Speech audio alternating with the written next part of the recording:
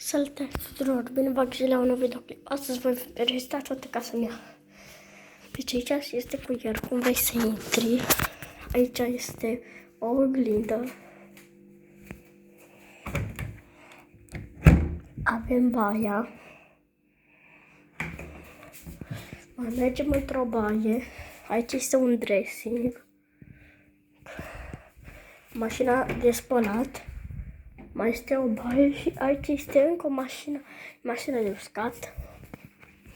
Un aspirator care spală apă. Dar mai avem unul. Uitați, așa.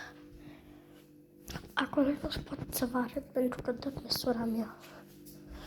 Dar aici este balconul. Vedeți?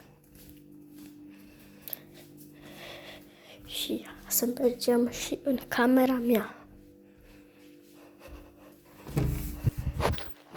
Am ajuns și în camera mea. Deci cum intrăm, avem un pat. Nu l-am aranjat. Și uitați ce mi-a luat. Am fost ieri la munte și mi-a luat așa ceva. Și așa ceva. Păi, da. Aici am cărți. Așa. Un televizor. Niște mașini. Așa. Și mai avem și astea. Multe chestii. Cum ar fi minge. Acolo nu trebuie să scăti. Te vorbești că nu-i vina mea că e acolo murdărie. Încoaște cu noi. Și nu v-am prezentat toate casele, că mai avem. Am venit doar repede și mai avem acolo chestii care o lăsăm pe final de video. Deci uitați, e cam murdar, dar avem două coșuri, uitați cât este de adânc. Deci mai avem și încă un gunoi aici. Aici este farfurile,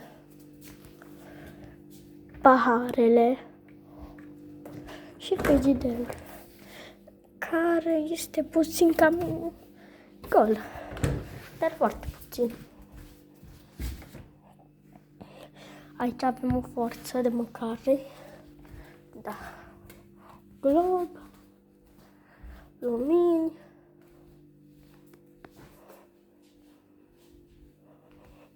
Da. Și cam este toată casa mea. Sper că vă place. Și ne revedem celălalt video și stați, am spus că vă arăt și o surpriză. Să nu fiți numai și atâta. Deci surpriza este aici. Nu sunt ortodox, dar nu știu cine mi-a pus în cameră. Nu știu cine mi-a pus-o. Trebuie să pornesc asta prima dată și să-l pornim și revin.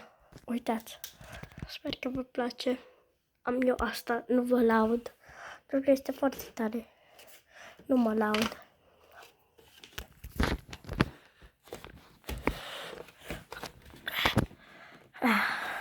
Nu cred că ar trebui să... Eu vreau să sar de aici, dar cu voi o să vă fie frică. Și cam atât a fost și acest video. Fiți sănătoși și un